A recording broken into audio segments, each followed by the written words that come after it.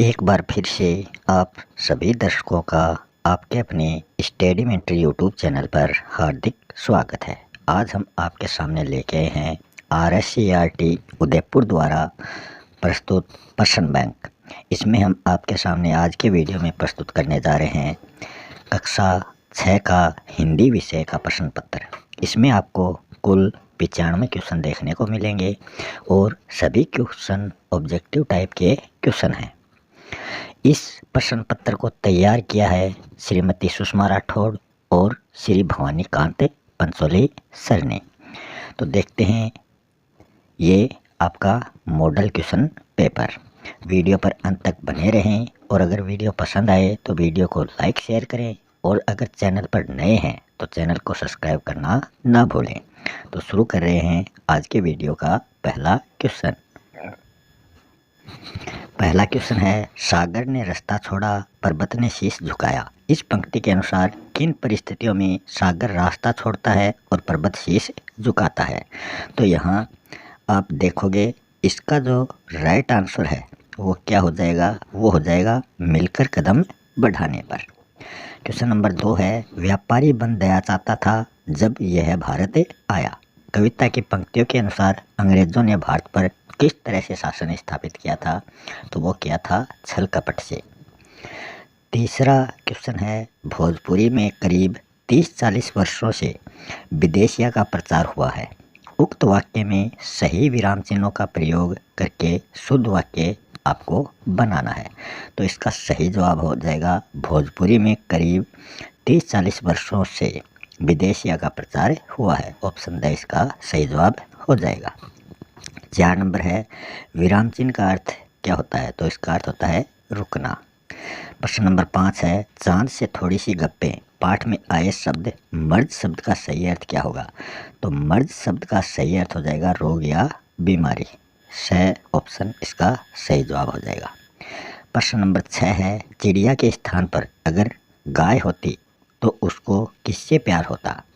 तो जो गाय है वो क्या खाती है? चारा खाती है, तो उसको हरे भरे मैदानों से प्यार होता। चिड़िया को किस किस से प्यार है? अन्न अनाज से है, विजन एकांत से है और नदी से, मतलब सभी से उसको प्यार है। द ऑप्शन सही हो जाएगा। क्वेश्चन नंबर 8 है, यदि आपके बचपन में आधुनिक खिलौने नहीं होते तो आप क्या करते? तो इसका सही जवाब हो जाएगा केवल पढ़ाई करते या फिर पहले के समय में खिलौनों से ही खेलते। तो ऑप्शन बी इसका सही हो जाएगा। 9 नंबर का क्वेश्चन है, नादान दोस्त कहानी में दोनों बच्चों के लिए नादान शब्द का प्रयोग क्यों किया गया है? तो इसका जवाब हो जाएगा उन्हें चिड़िया के अंडों की जानकारी नहीं थी। अंडों के बारे में वो क्या थे? नादान थे। उनको नहीं पता था कि छूने से अंडे गंदे हो जाते हैं। 10 नंबर का क्वेश्चन है, ऐसे ऐसे एकांकी में मोहन ने बीमारी का बहाना बनाया। विद्यालय में पढ़ने वाले कई विद्यार्थी किन किन परिस्थितियों में ऐसे बहाने बनाते हैं? तो इसमें आप 3 ऑप्शन देखोगे, तीनों ही ऑप्शन बिल्कुल सही है। तो इसका सही जवाब हो जाएगा उपयुक्त सभी। 11 नंबर का क्वेश्चन है, जो देखकर भी नहीं देखते। पाठ के अनुसार हेलन केलर को प्रकृति के जादू का एहसास कैसे होता है? तो option A, option B, option C तीनों सही हैं। तो उपयुक्त सभी से उनको एहसास होता है। प्रश्न नंबर 12 है, जो देखकर भी नहीं देखते। पाठ में आए वाक्य, जिन लोगों की आंखें हैं वह सचमुच बहुत कम देखते हैं, लोगों के लिए ऐसा क्यों कहा गया है? तो इसका जवाब हो जाएगा तीनों ही ऑप्शन सही है। तो द इसका सही जवाब हो जाएगा। 13 नंबर है, कानपुर के नाना की मुँह बोली बहन छबीली थी। पंक्ति में छबीली का अर्थ क्या है? तो इसका अर्थ है सुंदर। 14 नंबर का प्रश्न है, यदि झांसी की रानी लक्ष्मीबाई युद्ध में घायल होकर भी जिंदा बच जाती तो क्या होता? तो इसका सही जवाब हो जाएगा वह अधिक तैयारी करके अंग्रेजों से डटकर सामना करती। 15 नंबर क्वेश्चन है, ऐसे ऐसे एकांकी के अनुसार मास्टर जी ने ऐसा क्यों कहा कि अक्सर मोहन जैसे लड़कों को वह बीमारी हो जाती है? तो इसका जवाब हो जाएगा ऐसे जो लड़के विद्यालय के कार्यों में लापरवाही बरतते हैं। 16 नंबर है, टिकट एल्बम टिकट का संग्रह कर एक बड़ी एल्बम बनाई है। इसी तरह हम और किस किस का संग्रह करके एल्बम बना सकते हैं? तो इसका जवाब हो जाएगा पत्तियों का संग्रह करना, नोटों का संग्रह करना, बीजों का संग्रह करना, मतलब सभी का एल्बम बन सकता है। तो ऑप्शन द इसका सही जवाब हो जाएगा। 17 नंबर है, तू पीछे चलती है मात। कविता की पंक्ति के अनुसार माता किस प्रकार चलती है? तो इसका जवाब हो जाएगा बचपन जैसा प्यार बड़ा होने पर न मिलना। 18 है, तेरे आंचल की छाया में छिपी रहूं निष्प्रिय निर्भय। पंक्ति के अनुसार माँ के आंचल में बच्चा निष्प्रिय और निर्भय क्यों रहता है? तो इसका जवाब हो जाएगा माँ पर पूर्ण विश्वास एवं माँ का स्नेह होने के कारण ऐसा होता है। 19 नंबर प्रश्न है, आश्रम में गांधी जी कई ऐसे काम भी करते थे जिन्हें आम तौर पर नौकर चाकर करते हैं। उक्त कथन के अनुसार गांधी जी की कौन सी प्रवृत्ति यहाँ प्रदर्शित होती है? तो यहाँ स्वावलंबन, काम करने में श्रम महसूस न करना और श्रम भावना, ये सभी प्रवृत्तियाँ प्रदर्शित होती हैं। तो इसका सही जवाब हो जाएगा ऑप्शन ड। 20 नंबर प्रश्न है, निम्न में से निजवाचक सर्वनाम का उदाहरण इनमें से कौन सा नहीं है? तो एक दूसरे से वार्तालाप न करे, ये निजवाचक सर्वनाम नहीं है, बाकी सभी निजवाचक सर्वनाम हैं। 21 नंबर है, वाक्य निर्माण के लिए संयोजक शब्द कौन सा होता है? तो इसमें ताकि, जबकि, हालांकि, ये सभी दो वाक्यों को जोड़ते हैं। तो ऑप्शन द इसका सही जवाब हो जाएगा। अगर आप इस चैनल पर नए हैं तो चैनल को सब्सक्राइब कर लें और इस चैनल की प्लेलिस्ट में जाकर आप व्याकरण के वीडियो देखकर इन क्वेश्चनों को आसानी से हल कर सकते हैं। वहाँ पर आपको बहुत ही सरल रूप से, बहुत ही आसान भाषा में समझाया गया है। प्रश्न नंबर 22 है, एक अकेला थक जाएगा मिलकर बोझ उठाना। पंक्ति में निहित अर्थ के निकट अर्थ वाली कहावतें कौन सी होगी? तो एक अकेला तना भाड़ नहीं फोड़ सकता, एक और एक मिलकर 11 होते हैं। तो ये दोनों ही इसका सही जवाब हो जाएगा। 23 नंबर है, चोंच मारकर चढ़ी नदी का दिल टटोल कर जल का मोती ले जाती है वह छोटी गर्भीली चिड़िया। पंक्तियों में जल का मोती से आप क्या समझते हैं? तो इसका सही जवाब हो जाएगा मोती समान पानी की बूंद। 24 नंबर है, नील पंखों वाली मैं हूँ। कवि के अनुसार पंक्ति में नीले पंखों वाली कौन सी चिड़िया रही होगी? तो इसका जवाब हो जाएगा नीलकंठ। 25 नंबर का प्रश्न है, निम्नलिखित में से किस शब्द में संयुक्त अक्षर शब्द का प्रयोग नहीं हुआ है? तो संयुक्त अक्षर 4 होते हैं, क्ष, त्र, गे और श्रय। तो यहाँ ये संयुक्त अक्षर है, यहाँ ये है, यहाँ ये है। झंडा में इसका प्रयोग नहीं हुआ है। 26 का है, ज्येष्ठ मास की गर्मी तपाती है तो क्या होता है? तो इसका सही जवाब हो जाएगा माघ मास की सर्दी ठिठुराती है।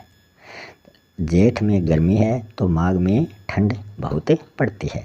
27 नंबर है, किसी उपन्यास की कहानी को एक नाटक के रूप में बदलना हो तो निम्नलिखित में से कौन सा तत्व सबसे अधिक महत्वपूर्ण होगा? तो इसका जवाब हो जाएगा संवादों का विकास। प्रश्न नंबर 28 है, यदि आपको किसान की मेहनत विषय पर कोई कविता लिखनी हो तो निम्नलिखित में से कौन सा शीर्षक सबसे उपयुक्त होगा? तो इसका जवाब हो जाएगा धरती का सपूत, ऑप्शन द।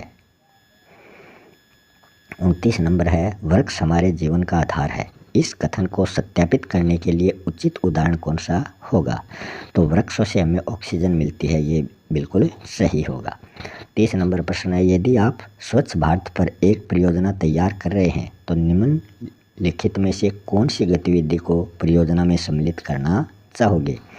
तो इसका जवाब हो जाएगा सफाई अभियान चलाना। 31 नंबर है, झांसी की रानी वाक्यांश में दो संज्ञा शब्दों का संबंध बताने वाला शब्द कौन सा है? तो यहाँ जवाब हो जाएगा ऑप्शन द कि ये दोनों का संबंध झांसी और रानी का संबंध की के द्वारा प्रकट हुआ है। 32 नंबर है, यदि आप अकबर बीरबल की कहानियों को आधुनिक युग में लिखना चाहो तो निम्नलिखित में से कौन सी स्थिति सबसे उपयुक्त रहेगी? तो वो रहेगी एक कॉरपोरेट कार्यालय। 33 नंबर है, अगर आपको प्रकृति की सुंदरता पर एक कहानी लिखनी है तो निम्नलिखित में से कौन सा शीर्षक सबसे उपयुक्त होगा? तो इसका जवाब हो जाएगा पहाड़ी की गोद में। 34 नंबर का प्रश्न है, अगर आप स्वतंत्रता संग्राम पर एक नाटक लिखते हैं तो निम्नलिखित में से कौन सा दृश्य सबसे पहले आप दिखाना चाहोगे? तो इसका जवाब हो जाएगा ब्रिटिश शासकों का अत्याचार। 35 नंबर है, कलम तलवार से भी अधिक ताकतवर है। क्या आप इस कथन से सहमत हैं? तो इस कथन से हम पूरी तरीके से सहमत हैं, क्योंकि कलम विचारों को प्रभावित कर सकती है। 36 नंबर है, यदि आपको मेरे सपनों का भारत विषय पर नई कहानी लिखनी हो तो आप किस शीर्षक का चयन करेंगे? तो यहाँ जवाब हो जाएगा काल्पनिक विचारों युक्त कथा का। 37 नंबर है, लेखिका कृष्णा सोबती ने बचपन संस्मरण में अपनी बाल्यावस्था की कुछ घटनाओं का ही वर्णन क्यों किया होगा? तो इसका जो सही जवाब है वो हो जाएगा वर्णित घटनाएं लेखिका के स्मृति पटल पर अमिट रही होंगी। 38 नंबर का प्रश्न है, यदि लेखिका कृष्णा सोबती ने बचपन शीर्षक से संस्मरण ना लिखा होता तो क्या होता? तो इसका जवाब हो जाएगा उपरोक्त सभी पक्षों से अपरिचित हम रहते। कौन कौन से हैं वो? हम उनके बचपन के बारे में नहीं जान पाते, हम उस समय की जीवन शैली से भी अनजान होते, हम तत्कालीन सामाजिक पारिवारिक जीवन से अनभिज्ञ होते। 39 नंबर है, अंडे फूट जाने के बाद चिड़िया वहाँ दिखाई नहीं थी, उनके वापस ना दिखाई दिए जाने के क्या कारण रहे होंगे? तो इसका जवाब हो जाएगा अपने अंडे फूट जाने से वो दोनों उदास हो गई होंगी। केशव और श्यामा द्वारा अंडों की सुरक्षा के प्रयासों से दोनों डर गई होंगी। केशव ने अंडों को छू लिया होगा। तो इसका सही जवाब उपरोक्त सभी कारण संभव है, तो द इसका सही जवाब हो जाएगा। 40 नंबर का प्रश्न है, नादान दोस्त कहानी पढ़ने के बाद विचार करके बताइए कि अंडे केवल पक्षी ही देते हैं। तो इसका जवाब हो जाएगा पक्षियों के अतिरिक्त कुछ जानवर भी ऐसे होते हैं जो अंडे देते हैं। 41 नंबर है, पेट में दाढ़ी होना मुहावरे का उचित वाक्य प्रयोग कौन से विकल्प में हुआ है? तो रमेश की आयु केवल 10 वर्ष है, लेकिन इसकी बातों को सुनकर हर किसी को लगता है कि इसके पेट में दाढ़ी है, मतलब वह बहुत होशियार है। 42 नंबर का प्रश्न है, मोहन केला संतरा इन शब्दों से बनने वाला आदेशात्मक वाक्य कौन से विकल्प में आपको दिखाई दे रहा है? तो मोहन केला और संतरा खाओ, तो यहाँ खाओ मतलब आदेश दिया जा रहा, ऑर्डर दिया जा रहा है। 43 नंबर है, भारत विविधताओं वाला देश है, वाक्य में कौन से विराम चिन्हों का प्रयोग इसमें हमें देखने को मिलता है? तो यहाँ अवतरण चिन्ह, मतलब ऊपर जो इन्वर्टेड कोमा आपको दिखाई दे रही है, इसको अवतरण चिन्ह बोलते हैं। 44 नंबर प्रश्न है, संज्ञा तथा सर्वनाम की विशेषता बताने वाले शब्द क्या कहलाते हैं? तो वो कहलाते हैं विशेषण। 45 से 47 तक के प्रश्नों के उत्तर आपको देने हैं। नीचे गद्यांश को आपको पढ़ना है। तो ये 45 नंबर का क्वेश्चन है, गर्मी की छुट्टियां शुरू हो चुकी थी। राहुल और उसके दोस्त हर दिन सुबह सुबह पार्क में खेलने जाते थे। एक दिन उन्होंने देखा कि पार्क के कोने में एक छोटा सा पक्षी घायल पड़ा हुआ है। राहुल और उसके दोस्तों ने मिलकर उस पक्षी की देखभाल की और उसे उड़ने में मदद की। इसके बाद उन्होंने पार्क में और भी घायल पक्षियों की खोज शुरू की और उसकी सहायता करने का निर्णय लिया। ये तो गद्यांश है। इसका प्रश्न है, राहुल और उसके दोस्तों ने किस प्रकार पक्षी की सहायता की? तो इसका जवाब हो जाएगा उसकी देखभाल करके उसे उड़ने में उसकी मदद की। 46 नंबर है, यदि तुम राहुल की जगह होते तो घायल पक्षी की सहायता के लिए और क्या क्या कदम उठाते? तो इसका जवाब हो जाएगा पक्षियों की देखभाल के लिए एक छोटा सा संगठन बनाते। प्रश्न नंबर 47 है, राहुल और उसके दोस्तों के द्वारा किए गए कार्यों को आप किस प्रकार मूल्यांकित करेंगे? तो इसका जवाब हो जाएगा यह कार्य महत्वपूर्ण था क्योंकि इससे पक्षियों की मदद हुई। प्रश्न संख्या 48 से 52 तक आप इस पैराग्राफ को पढ़कर उसका जवाब आपको देना है। तो ये पैराग्राफ आपको पढ़ना है। इसका 48 नंबर का प्रश्न है, मीरा सुबह क्या कर रही थी? तो इसी में आपको इसका जवाब मिल जाएगा। तो इसका जवाब हो जाएगा बगीचे में पौधों को वो पानी दे रही थी। 49 नंबर का प्रश्न है, मीरा ने तितली को देखकर क्या सोचा? तो ये भी इसी में आपको मिल जाएगा। इसका जवाब हो जाएगा कुदरत कितनी अद्भुत है। 50 नंबर है, अगर आपको भी मीरा की तरह बगीचे में पौधों को पानी देना हो तो आप क्या करेंगे? तो इसका जवाब हो जाएगा पौधों को रोज़ पानी देंगे। 51 नंबर है, मीरा ने तितली की सुंदरता को देखकर क्या अनुभव किया? तो इसका जवाब हो जाएगा प्रसन्नता का। 52 नंबर है, आपको मीरा का पौधों को पानी देना कैसा लगा? तो इसका जवाब हो जाएगा अच्छा, क्योंकि इससे पौधे स्वस्थ रहते हैं। फिर 53 से लेकर 58 तक के जो प्रश्न हैं वो आपको इस गद्यांश में से उसके जवाब ढूंढने हैं। 53 नंबर का प्रश्न है, रवि और नीतू हर शाम किसके साथ बगीचे में टहलते थे? तो आप यहाँ देखोगे तो इसमें पता चल जाएगा, इसका जवाब हो जाएगा किसके साथ वो बगीचे में टहलते थे? दादाजी के साथ। 54 नंबर है, दादाजी ने रवि और नीतू को पेड़ की देखभाल के लिए क्या सलाह दी? तो ये गद्यांश पढ़ोगे तो इसका जवाब आपको मिल जाएगा पेड़ को सहारा देने और पानी देने की।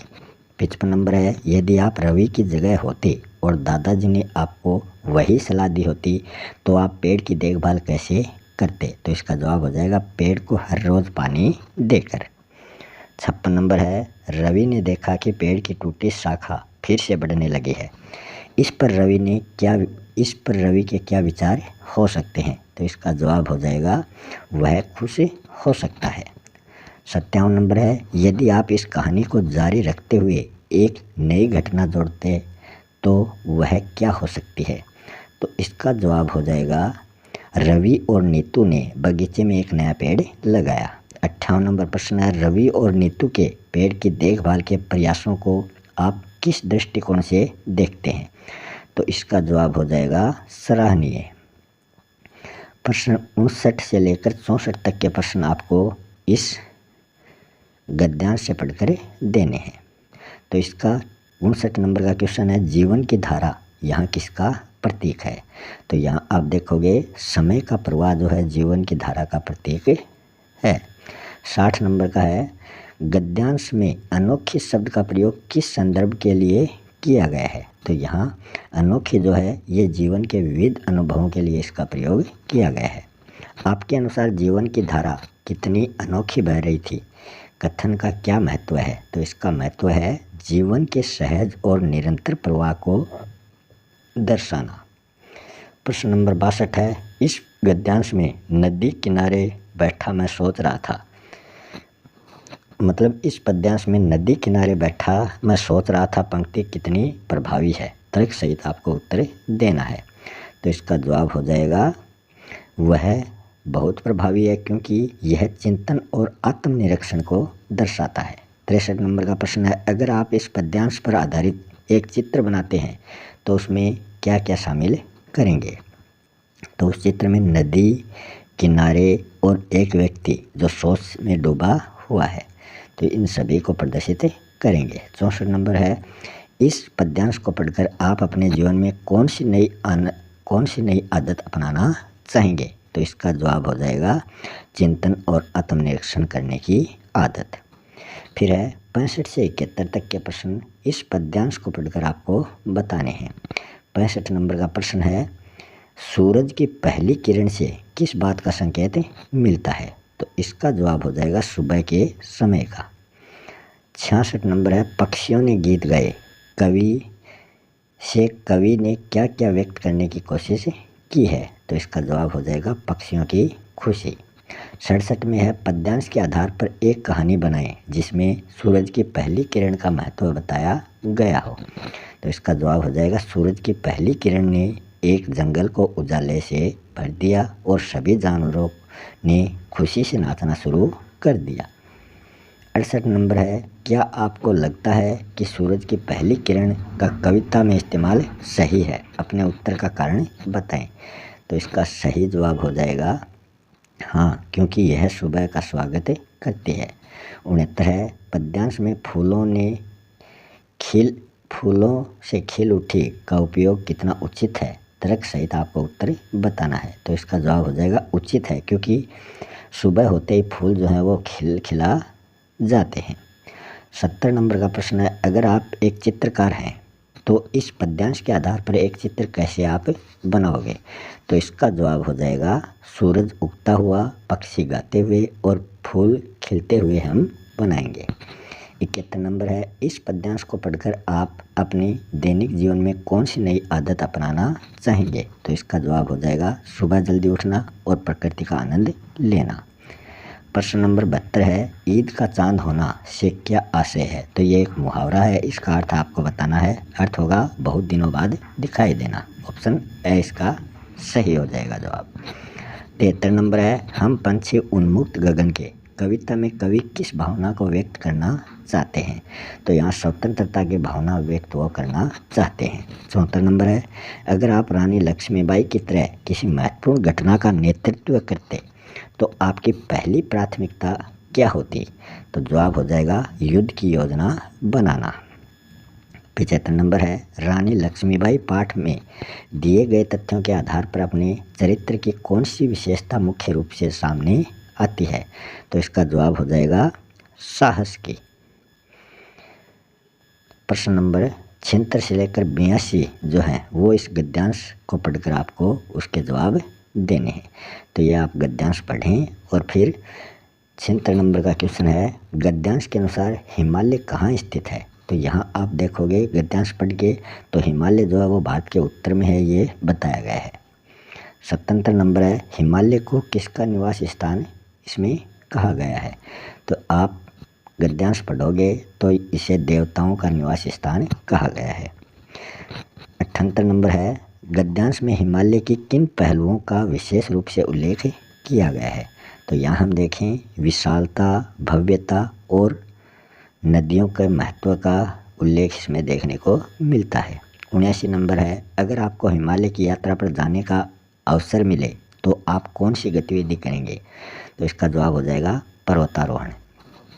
80 नंबर है, गद्यांश में हिमालय के गांव और वहां के लोगों के जीवन को कैसे चित्रित किया गया है? तो इसका जवाब हो जाएगा लोग कठिनाइयों का सामना करते हैं लेकिन प्रकृति के साथ सामंजस्य वो रखते हैं। 81 नंबर है, गद्यांश में वर्णित हिमालय के महत्व को देखते हुए क्या आप ये कह सकते हैं कि हिमालय भारत की प्राकृतिक संपत्ति है? तो इसका जवाब हो जाएगा हाँ, क्योंकि यह प्राकृतिक संसाधनों का स्रोत है। 82 नंबर है, गद्यांश के अनुसार हिमालय पर साल भर बर्फ जमी रहती है, इससे आप किन चुनौतियों का अनुमान लगा सकते हैं? तो इसका जवाब हो जाएगा कृषि की कठिनाई का।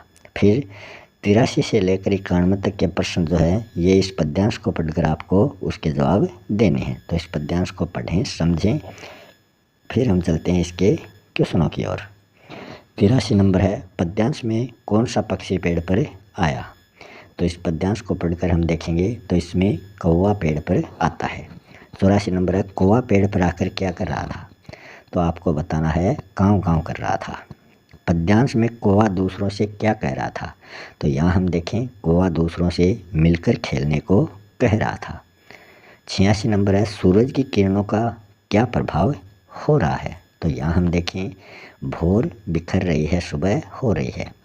87 है, यदि आप कौवा होते तो जीवन के मेले में खेलते तो आप किस खेल को चुनते? तो इसका जवाब हो जाएगा छुपन छुपाई। 80 नंबर का प्रश्न है, अगर आप सूरज की किरण होते तो आप सुबह के समय क्या करते? तो इसका जवाब हो जाएगा भोर का उजाला बिखेरते। 89 नंबर है, पद्यांश में कौवा, चिड़िया और मोर किस बात का प्रतीक है? तो इसका जवाब हो जाएगा खेल और उल्लास का। 90 नंबर है, क्या आप मानते हैं कि कौवा और चिड़िया जीवन के आनंद का प्रतीक हो सकते हैं? तो बिल्कुल सही, हाँ हम मान सकते हैं क्योंकि वे मिलकर खेल रहे हैं। प्रश्न नंबर 91 है, यदि आप कवि होते तो सुबह की सुंदरता को दर्शाने के लिए कौन से नए प्रतीक आप प्रयोग में लाते? तो इसका जवाब हो जाएगा तितलियों और फूलों को। 92 नंबर प्रश्न है, कबीर के दोहे पाठ में कबीर किस चीज़ को व्यर्थ मानते हैं? तो इसका जवाब हो जाएगा अहंकार को वो व्यर्थ मानते हैं। 93 नंबर प्रश्न है, ईदगाह कहानी में हामिद की दादी उसे किससे डराती है? तो उसको बुरी संगत से वो डराती है। 94 नंबर प्रश्न है, कबीर के दोहे में कबीर किस बात पर जोर देते हैं? तो वो सच्चाई और साधना पर जोर देते हैं। अंतिम क्वेश्चन है, अगर आप हामिद की जगह होते तो क्या आप भी अपने पैसों से चिमटा ही खरीदते? तो इसका जवाब हो जाएगा हाँ, क्योंकि यह चीज़ बहुत ज़रूरी थी। तो इसी के साथ आज का वीडियो यहीं समाप्त होता है। अगर आपको वीडियो पसंद आया है तो सबसे पहले चैनल को सब्सक्राइब करें, वीडियो को लाइक करें और अपने दोस्तों के साथ शेयर करना ना भूलें। मिलते हैं अगले वीडियो में किसी नए टॉपिक के साथ। तब तक के लिए आप सभी का बहुत बहुत धन्यवाद।